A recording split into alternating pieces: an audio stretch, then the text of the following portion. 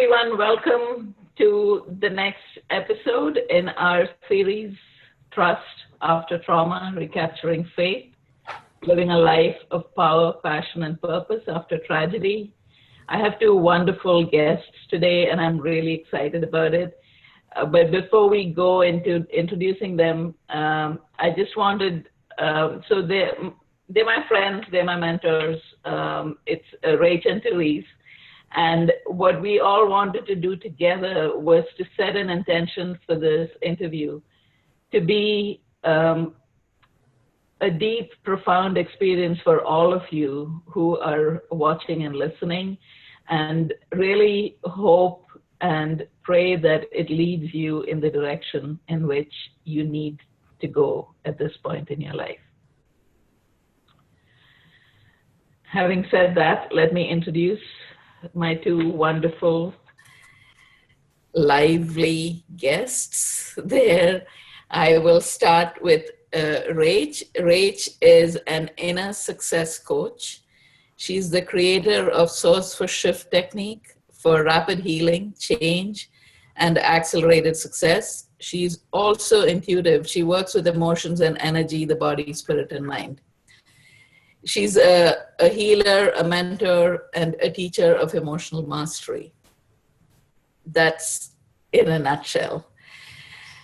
She knows that success is an inside job before it's an outside experience, which is what we're trying to do here. We are trying to show you that there is a way to work within yourself to do this rebuilding. And so that's why these two make such great guests here on this summit. And she gives you a mixture of heart-centered, spiritually connected. I should start that again. I'm sorry. She is a mixture of heart-centered, spiritually connected, and business smarts with a bit of sass. She has a wealth of knowledge to help her clients finally succeed by becoming integrated and balanced, utilizing all four of their intelligences together to create a life and business that they freaking love. And she is a partner with Therese and their business is called Spirit for Success. And they make a dynamic duo. And Therese herself is a psychic channel. She's a medium. She's an empathic intuitive, as well as an energetic healer. And she uses these skills to help create positive transformation in people's lives. Over the past 10 years, she's been working with people on an energetic level to create healing and alignment in their lives, and especially in business. Therese works with her guides and angels and ascended masters to align and connect to her clients' energies and helps them to move to their highest frequencies.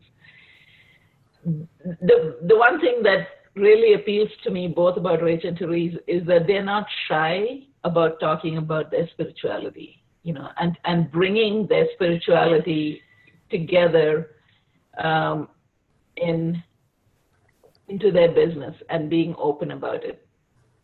So welcome, Therese. Welcome, Rach. Thank you so much for agreeing to do this with me. I'm so excited about this. It's lovely to be here. So my interviews always begin with what I call the journey question. And in this case, since we're talking about trust after trauma, I know that each of you have individual experiences with different types of trauma. And so let's start talking about your experience in moving from trust to trauma. And I'll let you choose who goes first. I always start with Therese. And this time I'm going to throw it to you. But Rach has a really strong story. And I think that it would be a great way to start this. All right. So for me, this really huge event happened. It was about just over nearly 2.5 years ago now. At the time, I was neck deep in creating a massive crowdfunding campaign for this huge global project that I started and was running. And it had some fantastic people, 80 professionals worldwide that are all keen for this to get up. So I was on a high in my career, and I was listening to my intuition and doing all of that. And then out of the blue, my ex-husband, who is my eldest daughter's father, took his own life, and it threw us into a complete state of devastation.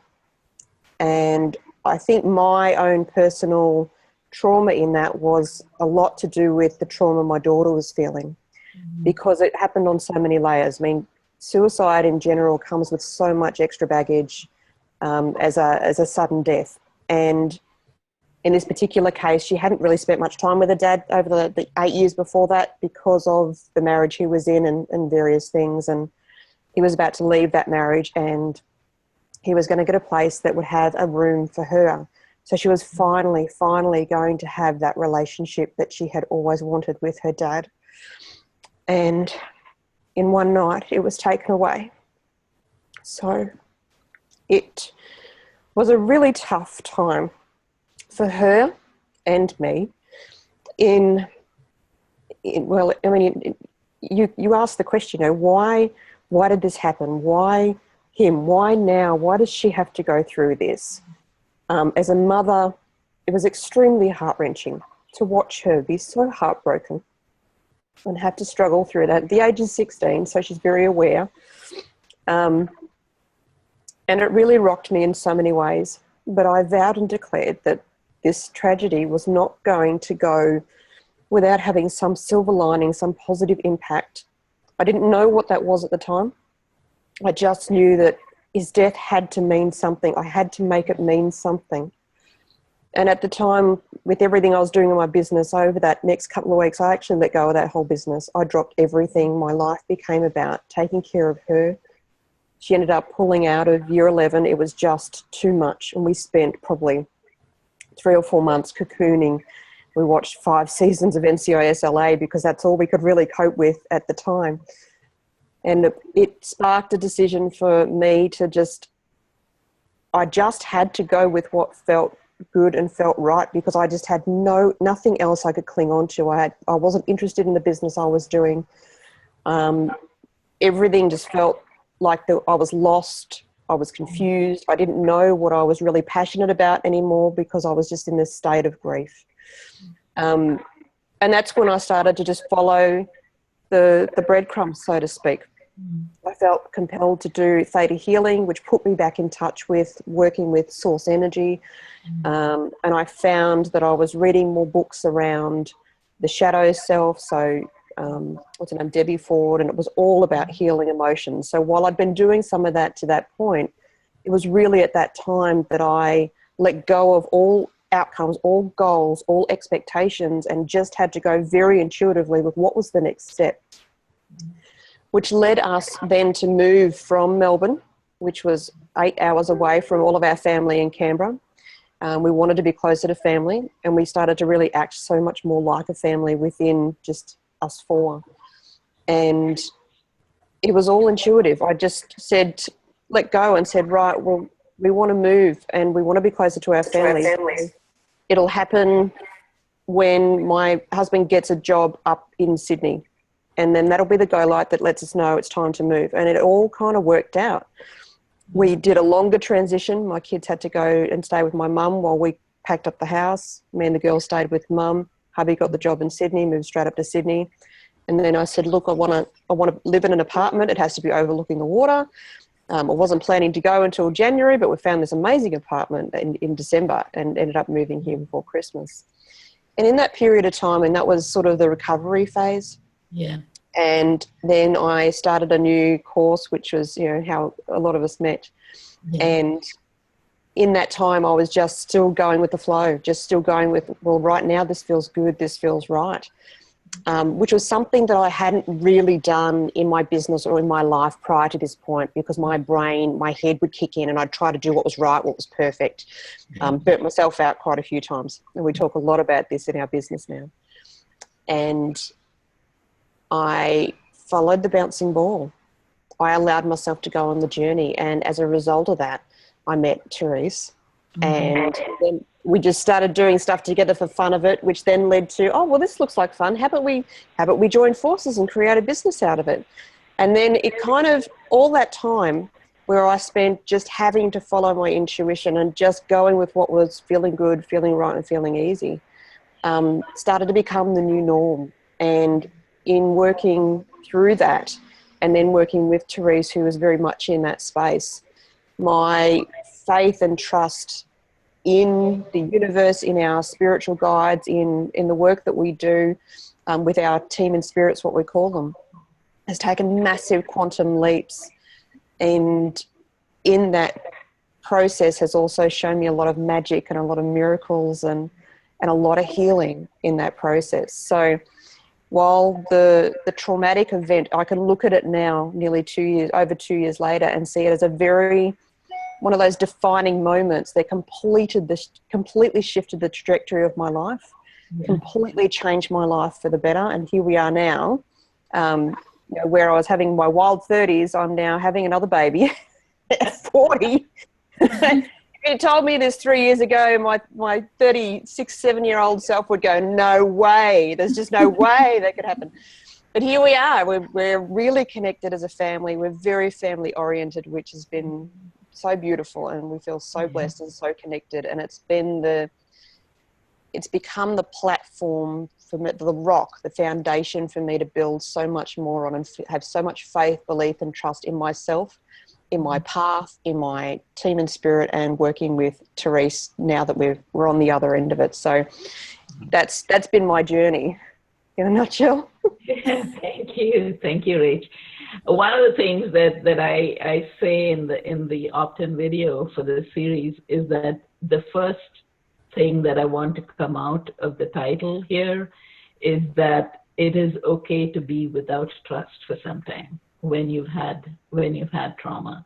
And so I think you demonstrated that beautifully with the story of, sometimes you just had to sit and watch 6 seasons of NCIS and not worry about, do I have faith or not? Just let yourself be in that space and allow time to take you through where you need to be. And it's almost, they say that when an animal is really wounded, it just goes in sort of, and so almost hibernates for some time. It instinctively knows that it needs time to recoup, and often we don't give ourselves that time. And one of the things that I think your story demonstrates so beautifully is that you need that time. If you need that time, you take that time, and that's the best thing to do. Oh, absolutely. And that was the one thing about, and everybody who goes through any form of massive loss or grief, and it's not always about death, there is an undefined period of time that people need to go through the emotions that have been triggered. And the hard part is the rest of the world continues on, and that it's almost like, it feels like, it's not always the case, but it feels like the external world has a time limit. Like, you can only do that for so long, and then you need to come rejoin the world.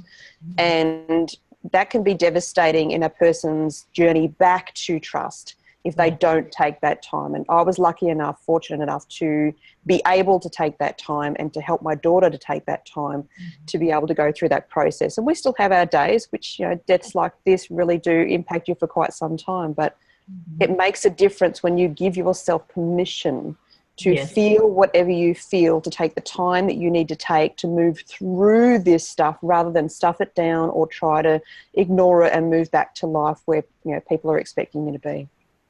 Yeah. Therese, thank you, Rach. It's beautiful. Your turn. So this is interesting because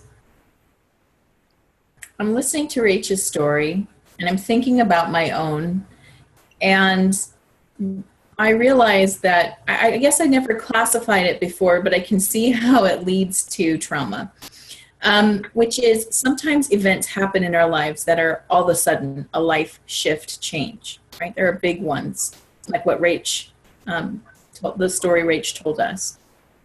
And there are other times where maybe it doesn't seem like trauma at the time, but you're being conditioned a little bit. Like, it's happening to you. It's almost like you're being slowly poisoned. And that's kind of what when I'm looking at my own story that I want to share, it starts way back. It starts so long ago. And the underlying theme of my story is really about self-worth. And this leads up to a traumatic point in time for me. So growing up with the family I did, I had a very abusive stepfather who was in my life from the age of 6 all the way through 16. So really the developmental years of my life. And he was, to put it kindly, he is not a healthy person. He is, he's mentally ill, but very functioning. So you wouldn't see it right away. But being around this type of person day in and day out, living with you, conditioning you, putting beliefs in your head. So I was conditioned to have very low self-worth, and was told a lot how stupid I was. I was told, an example would be trying to get my learner's permit and having him in the car with me, telling me that I couldn't listen to music and drive because I wasn't capable of that kind of function. Or I couldn't chew gum and drive. Literally, these were the things that were said to me. Now, of course, on some level in the brain, I'm like, shut up, and not accepting it. But there's a deeper, more vulnerable part of us that when you're hearing it that long, it's kind of like Stockholm syndrome in a way. You just start believing it. You just don't feel different. And so going through most of my life feeling a certain low level of self-worth and low self-esteem together, this combination, moving through life, having quite a few people around me who you attract, the people who are around you, you tend to be like, and you also attract who you are. So whatever level you're at, you're going to be attracting more of that. Yeah. And so as I was moving through life, I was pretty miserable. I was depressed on and off, on depression medication on and off. Did a lot of therapy when I got into my 20s because I was like, this doesn't feel right. I don't know what's wrong, but it doesn't feel right. Something about life doesn't seem like what other people claim the experience is. I wasn't having that experience. So I did a lot of therapy, and that did help me. It helped me, especially when I started doing cognitive behavioral therapy. I did it for years, and it was great because it actually is right in alignment with what we teach as well. We are teaching about cognitive behavioral therapy, but not from a therapeutic standpoint. We're teaching it from a personal development / standpoint of manifesting, which is one of the things we teach people is that you are the creator of your reality. And the old paradigm was that the outside world affects me. Mm-hmm. Where we know that the new paradigm is, and it has always been, but our new consciousness has shifted back to, it starts inside of me. So like Rach said, that success is an inside job. If you want to see it in your outside world, it starts inside. So doing this work, healing on a different level, starting to get a sense of self back. And I'm moving through my journey, and if you take it up, right up to about the same time, synchronistically, that Rach kind of was going through her thing, I was finally emerging into this place where we all met through a program, and we were all doing personal development. We were approaching it from a new standpoint for me at the time. And so I was really kind of actually starting to get in alignment with who I am. But energy, especially energy that you've been active with for a long time, even if you're switching the tracks, I imagine a train going down a track, and it's like you're consciously switching its track. Well, there's still some momentum that comes with that. So at about 2 years ago, I finally realized that I had a lot of dreams that I wasn't acting on. And part of it was owning my own business, which I had done. It was kind of, by levels, I was getting pushed out onto my own, like a little bird getting pushed out of a nest. It was, I had a regular job, and then somebody gave me the opportunity to run my own store. Then somebody bought that store from me and hired me to run it. And then I also got pregnant again. And that person was like, oh, you're not going to be able to work here. So, you're going to be a stay-at-home parent. And so little by little, I was forced into owning my own power. And it wasn't always my choice. It was kind of like push, push, push. So I got out there and I started making really big choices. Like, I want to live in the area that I've always dreamed of living. 5 years ago, I moved back from New York to Washington. And I said, I'm going to live in Seattle. And then 5 years went by and I didn't do it. And I was like, F it. I am living in Seattle. So I started making these choices. Now I'm getting behind what I energetically wanted, and the things are coming to me easily. Okay. And I'm thinking, I'm doing it. This is happening.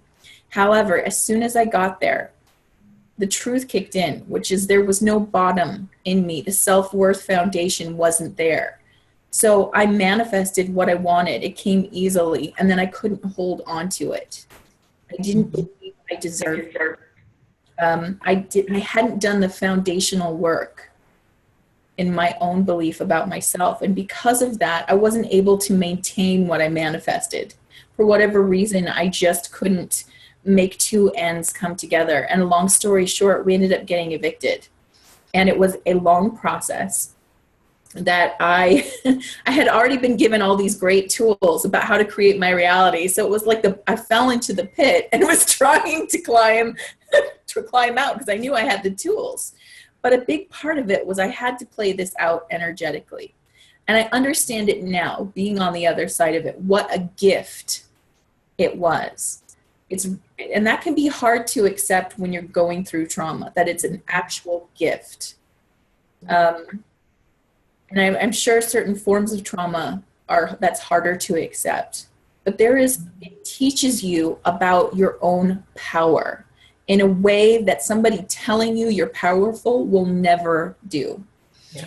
And so the story of the eviction it started out as a notice that went back and forth with lawyers. And every time I almost could make the ends meet, they would fall apart. And finally one day, and we didn't know this was coming. They don't prepare you, and it's part of their process because they don't want you to panic on them.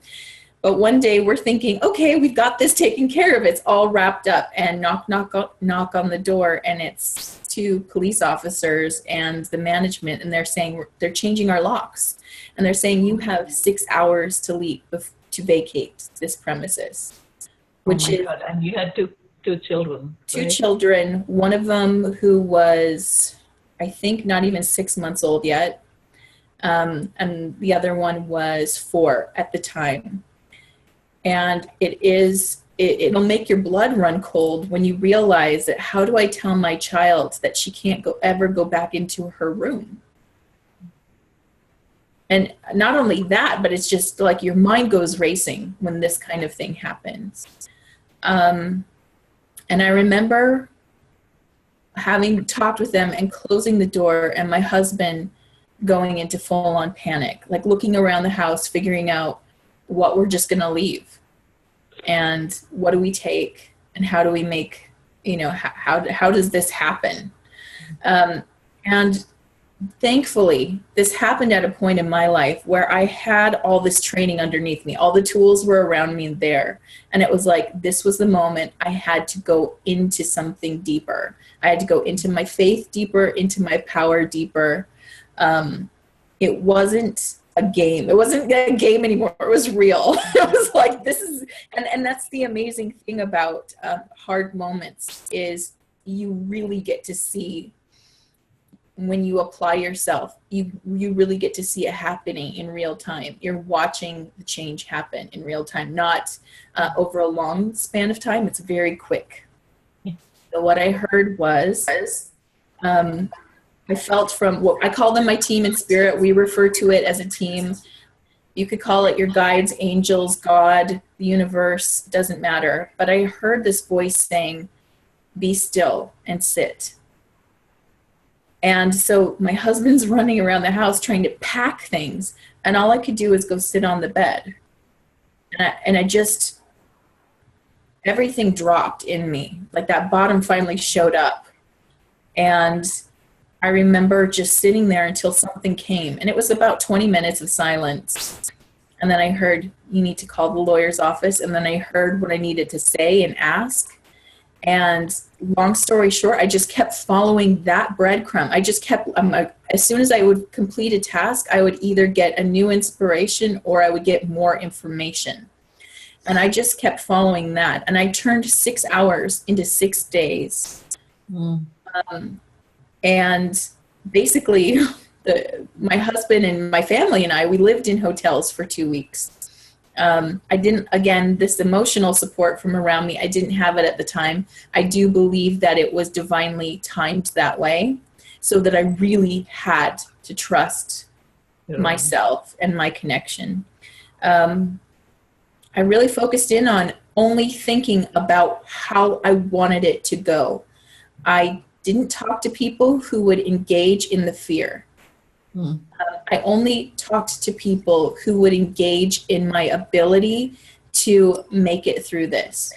And sometimes I would reach out to friends and say, I just need to hear, I've got this. Just tell me that I've got this. And I get all these messages back, you've got it, you're great, it's going to be fine. And that is what kept me going.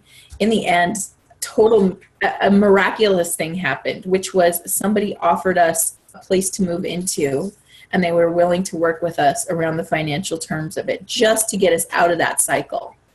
And it wasn't somebody I knew well. I barely knew this person. And it was just, they understood, they were empathetic, and they knew what steps I needed to take to get out of this. And all this came from this not choosing. I had to choose in this moment of trauma.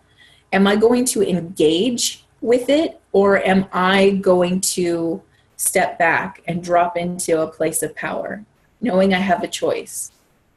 And as soon as I did that, it's like it just unfolded.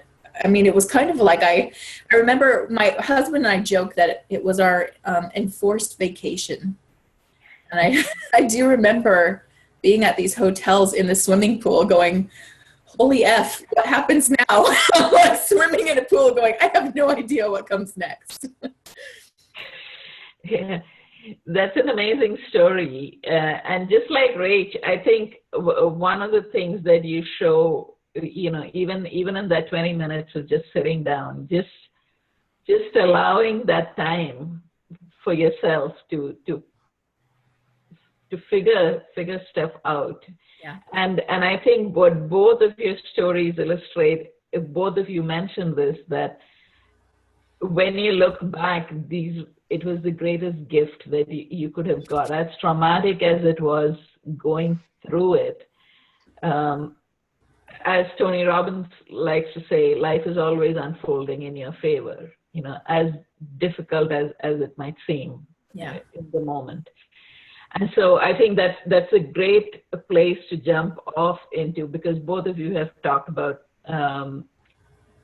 how you worked through this. So I think what would be really useful for the viewers is for you to talk about what you do now in your business. What are the tools that you help? How do you help a client who may be going through something like this work through it? So. Okay, do you want me to go first? I'll go first. You go first. So, I mean, I've been coaching I think I did my first coaching course back in 2003. So here we are at the end of 2016. So I've been coaching for a while. I use a mixture of tools now. Like I learned NLP and hypnosis along the way. I've done multiple different types of energy healing and working with source energy, including theta healing. Every book that I've read, I've incorporated parts of that. So the journey, shadow work, and they're all around the emotions and understanding the emotions and feeling the emotions. So as we started doing our business and we started talking about the 4 intelligences, and this is all stuff that came through from our team in Spirit as a way of being a completely integrated and balanced being, including our spiritual side. It was at the beginning of this year that I channeled through a new technique, which we've mentioned, which is the source for shift technique. So source being obviously energy, 4 being the 4 intelligences, so that's the integration, and shift, which is about shifting emotional stuff, shifting mental crap, which is our beliefs, our blocks, our patterns. So now when I work with someone, I work with them on a multiple levels. I'm working with them, I usually work out what are their emotional reactions, what is it they're being triggered by, because that's where the most healing and the most movement can be made. So I use a mixture of everything that I know, plus having worked very strongly and developed my intuition. When I work with people, I can see very clearly what they're stuck on and what their stuff is and how that's interplaying with their relationships or their business, how it's keeping them stuck and how it's keeping them small. So, so now the work I do, which is a bit different to the way that Therese does it, I get right into the core stuff around self-worth, self-love, self-trust, knowing full well that it doesn't matter if it's around their business, their relationships, or their relationship with themselves, that working in that space has a ripple effect across their entire world. So it's, I work very strongly with the emotions first, the mental, and I incorporate spirit and helping them to develop their intuition. The beautiful thing I love about what I do is when I work with someone, I teach them the tools. So I teach them source for shift technique because I want to empower them to know that they can do this work on their own, because they are always, always, always going to have stuff that they need to release or move through. Because as our team and spirit told us one time in a session, is we are constantly intaking, we're constantly learning new things and growing and evolving. And just like a person who eats food, you need to poop. You need to get rid of some stuff. So our energetic, our knowledge is all a similar kind of process. So having something like the source for shift, I get to a point with my clients, once I've worked with them for a while and we've done the harder work with them, taught them how to use the technique for themselves, then it becomes a case of just soundboarding, going, oh, I'm stuck on this. Great, let's tune into that, give them a place to start, and then off they go. So our biggest thing, and we do this in our business, is how can we empower our clients? Give them the tools to do this work on their own so they don't need us at the level that they think they do, and they can move forward. That's Absolutely. awesome. And to add to that, I mean, we're definitely working with people on self-trust. It's a big one because we're empowering people to understand that they've got all these tools. A lot of times we have all the tools we need, we just don't know how to use them.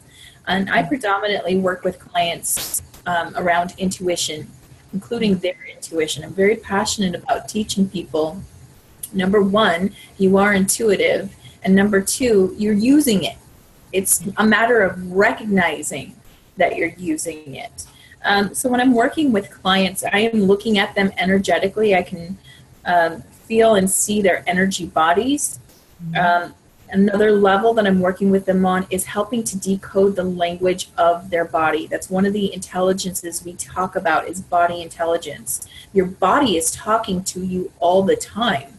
Many times we just don't understand its language. So the energy bodies and the physical body are really intertwined. And a lot of times there is language right there. It's like telling you something, like you're feeling a tightness in your chest. There's also a blockage in your heart, or there's something coming up energetically that's blocking you. And that center needs to be reopened. A lot of times I'm dealing with people who are afraid to talk about either an aspect of themselves or be real with someone. They get a really tight knot in their throat physically. But also that energy center, when I feel into it, I feel the energy first. And it's funny, I'm like, God, I'm feeling into your throat, and all of a sudden it's like I can't quite like talk. And they're like, yeah, my throat's been really hurting. It's like, well, it's always tied together. I'm always getting headaches, right? Or it's like they're actually blocking. They're afraid of their intuition. I find it surprising. Not really, but it is shocking the number who are afraid of their intuition. When your intuition is one of your greatest gifts given to you to help you navigate through situations, help you know when danger is present before you have to experience danger. And so I'm very passionate about helping people to understand it's not this mystic woo-woo thing. I love being mystical and woo-woo, don't get me wrong. But it's more natural. And I know that when Rach and I, when we were doing our first sessions together, and we were both going up, we both laughed about how when we were first recognizing our intuition, like really owning it, we were both subtly disappointed that it wasn't like beams of light with stardust coming down and an angel appeared. We're like, I am here, which is what we all want, is this movie effect of like, oh, like intuition is present. It's very natural feeling. It's almost mundane how natural it feels. Like, oh, you mean I've been doing this my entire life? Okay. But it's important. It's so important. And so Rach and I both work together with people to align all four intelligences, which is spirit, mind, heart, soul, and body intelligences all together. So I was just, because you work so much with the four intelligences, maybe, take a few minutes to just talk about the four intelligences. And then just to let you know, we'll segue into a real life example where the two of you have worked with a person, clearly not giving their names or anything, but where you've actually seen these tools create massive change. Yeah, beautiful. So the four intelligences comes from Rach and I working together. We've worked together well over, God, I think it's been 2 years, Rach. Our business is just barely a year old, but we started these sessions together. And it started as playtime, as some of the greatest things that you can create start as. But we just wanted to see how deep into a spiritual connection we could go. And the more that we went in, the more we started to receive information, and we received the information about the four intelligences. And this is basically the four intelligence centers are the ways in which your body sends and receives information. So on a spirit level, a mind level, a heart level, or a body level. Rach, do you want to add to that? No, well, I thought what would be good is if you want to tell them a little bit more about spirit intelligence, and then we'll move our way down. Okay. So spirit intelligence, its center is right about your crown chakra up here. And it is your way to connect into the all that is, that universal consciousness that we are all plugged into. This is where the information lives, where I would say this is where miracles occur, is kind of up in this zone. It defies logic. It's where you are. Many people have this experience where they're like, I don't know why I know this, I just know, like the formula for glue or something like that. I'm just using a silly example. But there is a collection, the collective unconscious is another way that people call it, where all that information is accessible, like the World Wide Web. So this is how we connect to that information. Therese, sorry to interrupt you, but I think what would be really useful, what might be really neat, is for you to connect when you sat down for those 20 minutes and you you heard the sound, the voice. Yes. Would you connect that? How do you connect that to the four intelligences? Well, first, exactly. Okay, so when I sat down to do that, the first thing was going into body intelligence, actually. Because I had to look at where I was breathing. Your breath tells you if you are able to connect to anything else or not. So your breath tells you if your signal is on. I like to liken it to a Wi-Fi signal. If your breath is in your chest, you're actually in fight or flight mode. This is where adrenaline is pumping, and all you're worried about is, I got to survive. So I either got to fight or get out of here, which is where my husband was in that scenario. For me to start receiving the divine intelligence I was getting, I had to drop my breath down into my body, into the seat of body intelligence, which is deeper down at the bottom of, like the very bottom of your belly. Doing that allowed me to create a sense of grounding. Mm-hmm. grounded to get this information, and it drew that energy up. So the intelligences actually line up with your spine. They line up along the spine. So as you're breathing deep, you're creating length in the body, and it just creates this connection moving into the heart where you're feeling emotionally. When you start to calm down emotionally, you're like, I'm actually okay. So as soon as you hit that point, then with the mind, really for the mind, you have to get it to allow to step back. Like, it's not going to drive right now, because if it was trying to drive, if I'm like, okay, how do I fix this? It would have stopped right there. So the mind has to be willing to step back.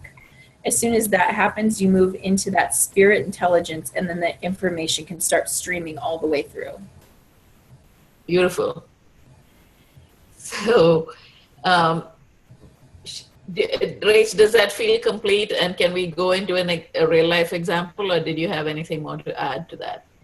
Yeah, but she's absolutely right. I mean, the first stage when we're using the four intelligences with volition, it is to check in with the body to find out where am I, just even getting into a space of relaxation, because that's what opens it up. Like she said, like a Wi-Fi signal, then we're able to hear everything else. We use this with our entrepreneurs all the time. So the first thing is breathe and just relax. Second part is to then listen to the heart and soul intelligence, the part that is bringing through information about what is right for you specifically, because it is very connected to spirit intelligence, but it's your personal expression, your path, your journey, and your compass, basically. It's magnetic north specifically to you. So I come to the heart and soul next. This is particularly when making a decision or deciding what's next. Heart and soul will tell you this feels right, that doesn't feel right. Now, the thing that we are constantly helping our clients with is defining? Yeah. Differentiating. I knew it was a D word. differentiating between, is it emotional crap that's coming up that says, oh no, that doesn't feel good, or is it intuitive guidance from the heart and soul that says this is not right for me? So that's where the tools come in, to be able to clear the emotional stuff, to get that out of the way, to really get a clearer intuitive response on, is this the right path for me? So then once you've got that on board, then it's connect to spirit, which is what Therese was talking about. The mind actually has to step back. Traditionally, a lot of the personal development industry, the business industry, is very mind oriented, which is why you're seeing a lot of people who are burnt out, overwhelmed, stuck, because it's too much. Yeah. So moving into spirit, that's where you do two things. You go, okay, this is what feels good and feels right. Hey, team, help me out. Or what is it? What other things do I need to be aware of? What do I need to know? Connect me with the people, places, resources that can make this epic ease and grace for me. And then it comes back through to the intuition that gives you the next step. So notice that the mind hasn't even come into the equation yet. Once you've got spirit on board, you've got your direction set out by your intuition, then the mind plays a big part, a very important part. It's just not at the front of the train. Its job is, it's like having a project manager and being told, okay, this is the project, here are the resources, here's the timeline, make a plan. So the mind is meant to take all this information from the other three intelligences and make a plan. It doesn't, not a rigid one, it has to be flexible. Make a plan, work out what actions need to be taken next, but it has to keep checking in with the other intelligences to be that balanced and integrated, holistic intelligence that we talk about. When you do it that way, then you don't get caught in the head that goes, the critical mind kicks in and goes, oh no, you can't do that. What if you fail? That keeps you stuck here. You listen to the intuition. Oh, that feels good, that feels right. Oh, no, I need to hold off on that. Tell the mind we need to hold off. Okay, we hold off. We wait for the go light intuitively to then take the next step. So when they're working all together, that is the path of epic ease and grace. That is where miracles and magic happen. That's where it is so much flow and you're in your groove and it all just works out perfectly, because you're working with all four, not just the mind intelligence and then trying to run the others or not even paying attention to them. And it all talks through the body, which is why the body intelligence and having connection to that is so important. because it lets you know not just when you're hungry or when you're thirsty, which you need to take care of, but it lets you know, hey, that doesn't feel good, that doesn't feel right, or I've got some emotional stuff around that, which gives you indicators as to what to do next. Awesome, beautiful. And I just want to point out to the viewers that what you're seeing here is actually what the title of the summit is. These are two women who have been through trauma, different types of trauma, but significant trauma, and who have moved from that trauma to trust, and now are living their life of power, passion, and purpose. So it's a beautiful example of that, what this summit is trying to teach you. So now we come to, I'd like you to talk about examples with your clients where you've used these tools and where you've seen, it could be that you've seen something significant or where they stumbled and you know, what the reason was for that stumble. So go, whoever. Yeah, I have, there's a plethora of examples, but one of my favorite examples was somebody who I would classify as being very practical. So very married to her logical intelligence, which is that mind intelligence. And she was in a career where she was helping other people. And in an ideal world, or in her logical world, it felt like it was in alignment with her sole purpose, because she wanted to help people live healthier lives. And so she was doing a form of therapy for people. And it was traumatic for her. There was a lot of doing a lot of work and not seeing people move through things, or seeing people in a lot of resistance and in a lot of pain. And even though she was helping some people, she felt like it was draining her on a soul level. So logically, it should have matched. It should have been that, you know, I'm helping people, this is the right job, but it actually was not the right job. And I had talked to her on several occasions, and when I kept trying to help, I'm like, okay, I'm looking at this intuitively, and you're actually supposed to leave. And most people, when they hear that, go into panic and resistance. Because even though when I asked them, how does that feel? They were like, oh my God, that feels amazing. Like, I really would love to leave. And I'm like, great, because you're supposed to. And this is what the path looks like when you do. Logically, a lot of resistance. Do not want to follow that advice, because they go into fight or flight. They're not listening to their body or their heart. Or their spirit, which is, like when the team shows us this, they joke it's like a swollen tumor, that the brain becomes too swollen and is literally blocking the lines of energy trying to move through it. But she was really at the end of her rope. And I believe that she had come to a point of surrender, which is really important. When you want to move through something, you have to surrender. I would not, sitting there for 20 minutes in my personal trauma was a form of surrender. I didn't go into, holy crap, I need to fix this.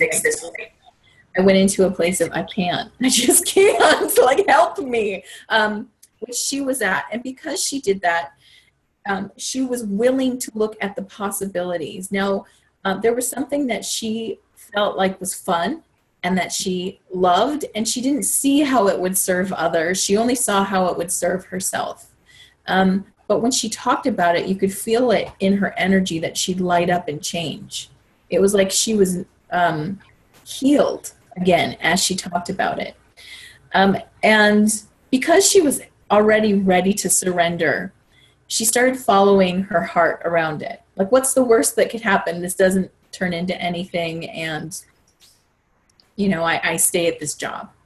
So she followed her heart. Long story short, she has now quit that other job to do this job that she thought was like a side project. It's her full-time job. It has taken her on vacation. She is incredibly happy. And what she just has realized recently is how much she is helping other people, women specifically, around body image, accepting their own body and loving it. And she didn't know that was how it would all connect. So that was a beautiful way of like actually just like, I don't know. And when that happens, it's like the universe is like, good. Now we can get to work. Rach, does anything? Yeah. I've had this client that he came to me originally because he was trying to fix a relationship that he was in. And not just that, he had moved, he was struggling massively internally with a lot of different things, family stuff. There was just a lot of emotional stuff that he was trying to work through, a lot of self-worth going on. He's a music artist, and he put that to the side because there was a belief that he couldn't be in his music and make money from his music. But I also knew instinctively that music is a very big part of him, and if he didn't do it, he was dying. He was dying inside, basically. And he was trying to please everybody else, and he was trying to fill his own well by having others fill it for him. So there was a lot of things going on. We did a lot of deep emotional work, and not just that. One of the things that we really connected him to was working with his team in spirit, or his guides, because they were coming through quite strong.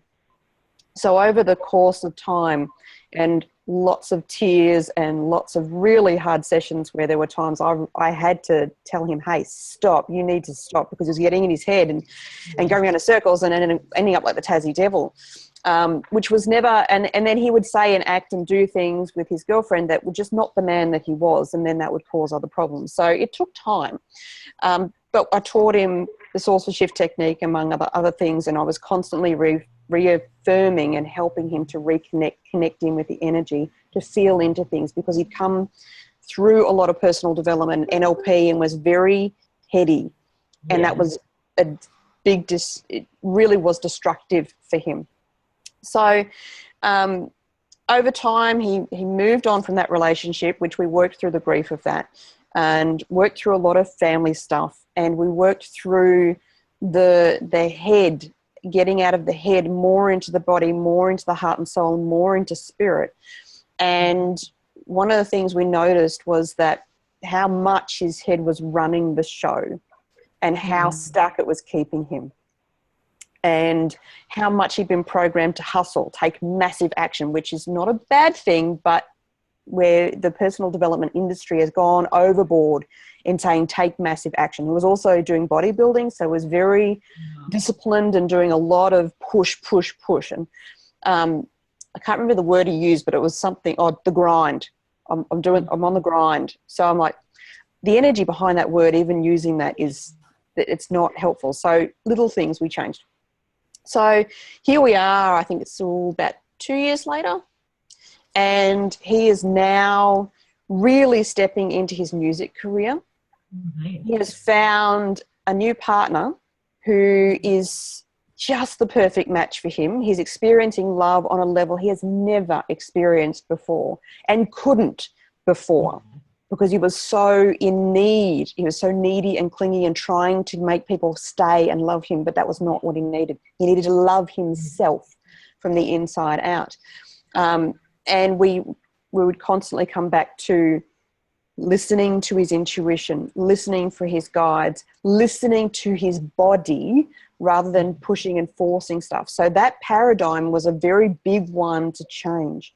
But he's seeing the results of that now, and his career is taking off. He's got another sort of job on the side because he's very entrepreneurial. So, you know, one of the things we worked on was that instead of having this or that, it's like, well, why can't you have both? You can have both if you want both. If it feels good to have both, have both. So now he has both.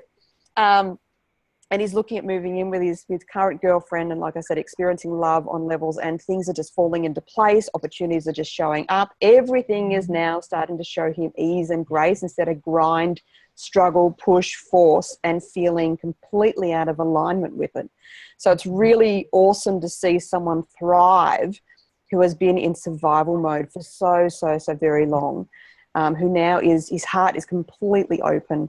He's giving and receiving love at that highest level, and life is, I mean, I can't wait till he starts doing his concerts, because I'll be getting VIB passes and going along.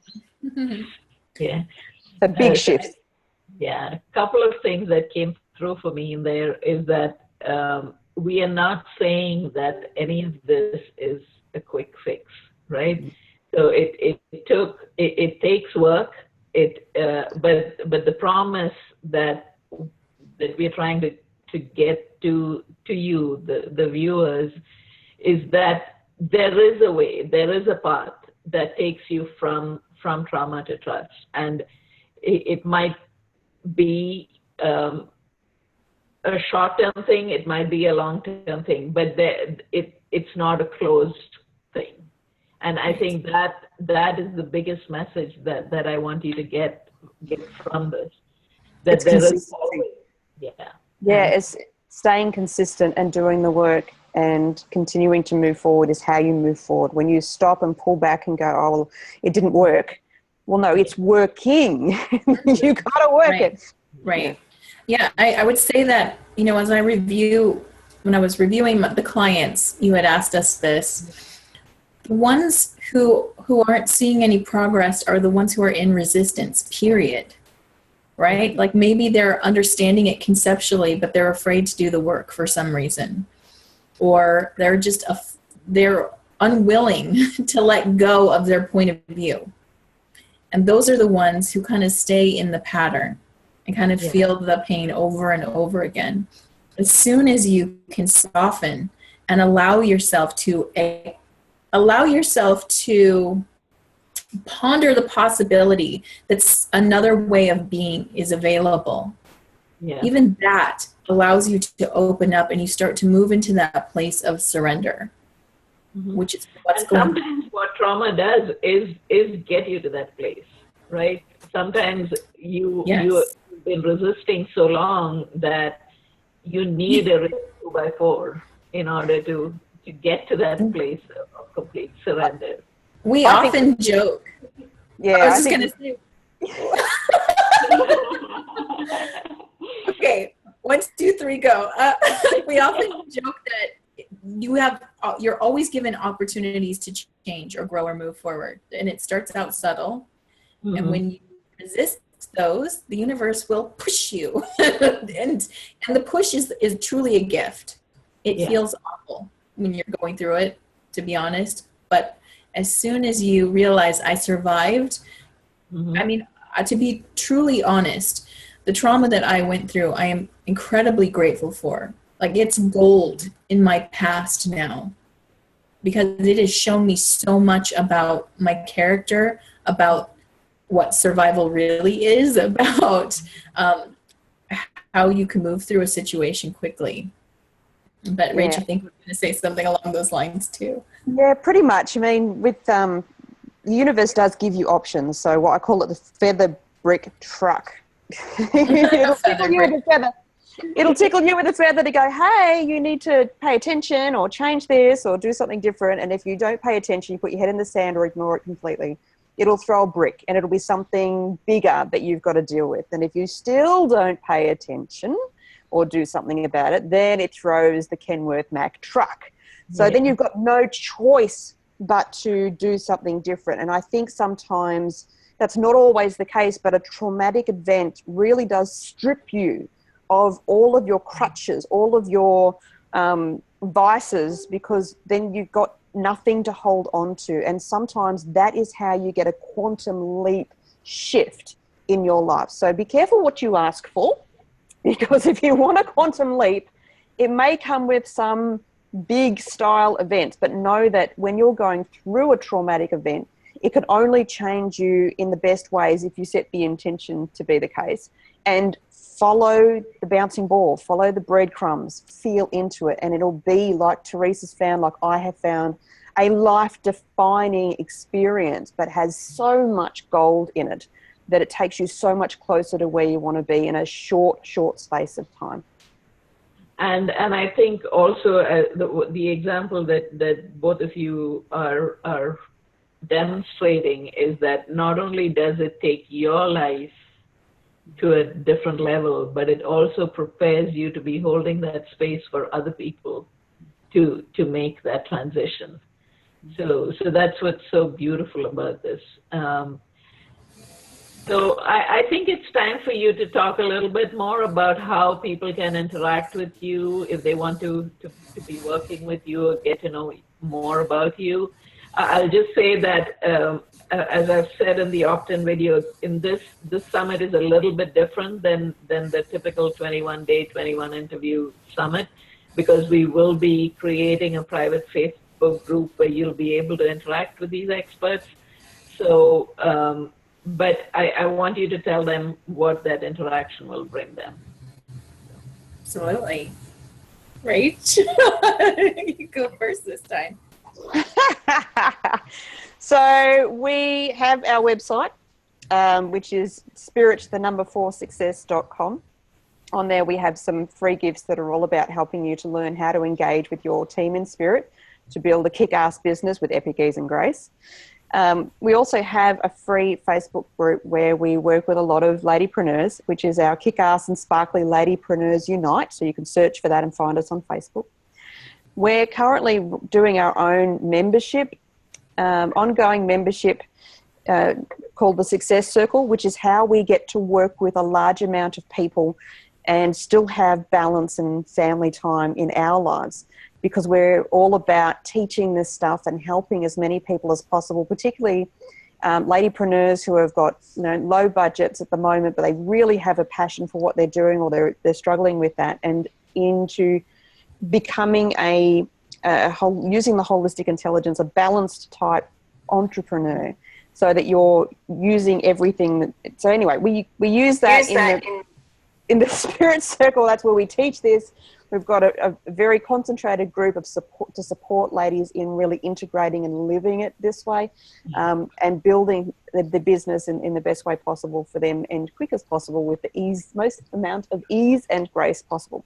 I also teach the Source for Shift technique, which I've taught to a number of people and will be teaching at practitioner level next year.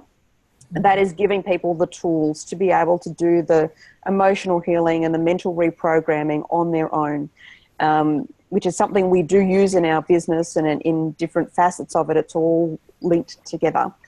And I do private coaching where I work with people on that level to help them to move through some of the deeper level stuff, helping them to build self-trust, working with their intuition. Being an intuitive coach, I can help them zero in on some of that stuff very, very quickly.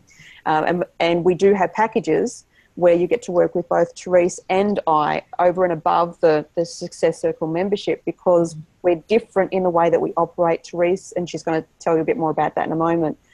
She has a different skill set and different strengths than I do, but when you put the two of us together, both between our expertise, it can really get into the nuts and bolts of what's going on and help you to accelerate, because I do a lot of the practical side of things as well, give you strategies and ways to move forward in your business. Having been an entrepreneur for over a decade now, I've learned a few things. And so we work on multiple levels. I think I've kind of covered my side of it, but Therese, do you want to add to that? Yeah, and we also both offer individual sessions. For people who want a one-off session, you can either book a reading with myself or you can book a session with Rach. So Rach and I often joke that we're like two sides of the brain. I tend to approach it from a right hemisphere approach, where it's coming from directly through intuition, because I'm a psychic channel and a medium. A lot of times I'm getting a direct download of information for you. I'm looking at your energetic centers. Sometimes people who are on the other side want to speak with you and can help tell you how they're supporting you.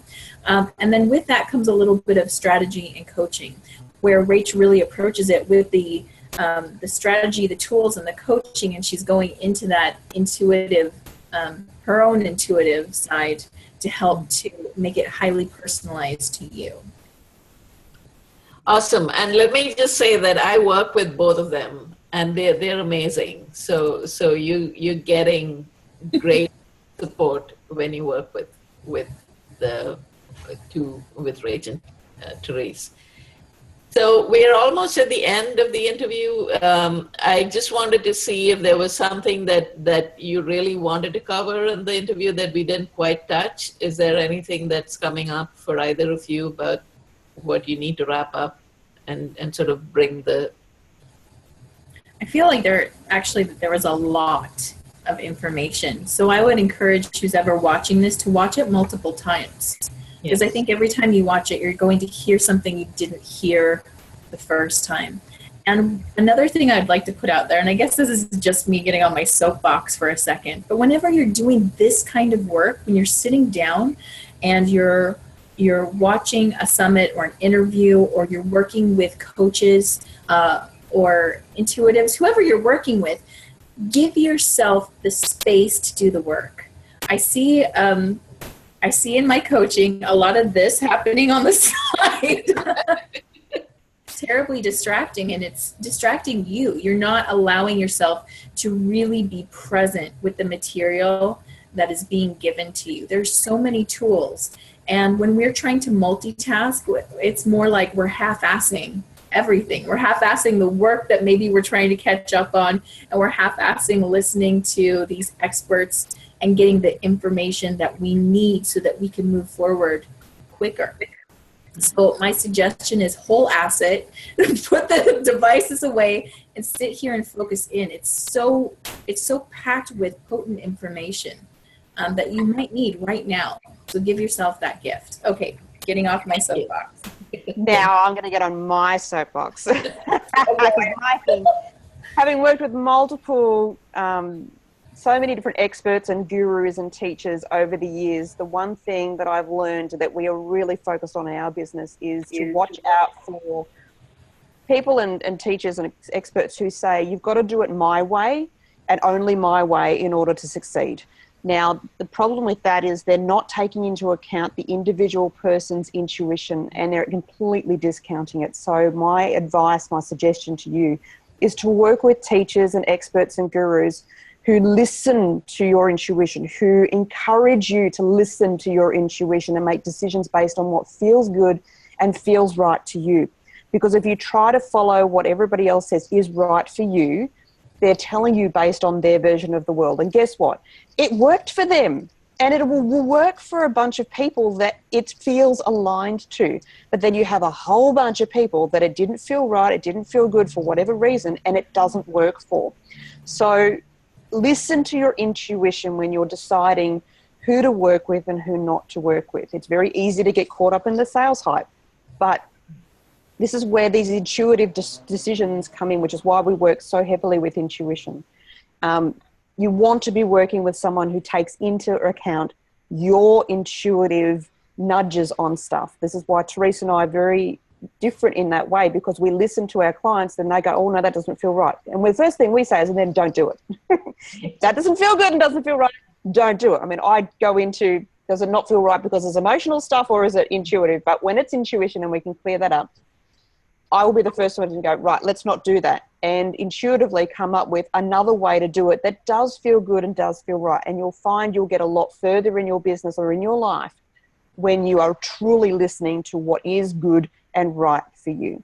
So my little soapbox moment is to be very choosy about who you work with and be very wary of those who are very rigid in, you should follow my system and only follow my system. That's the only way to get successful, because it is not true.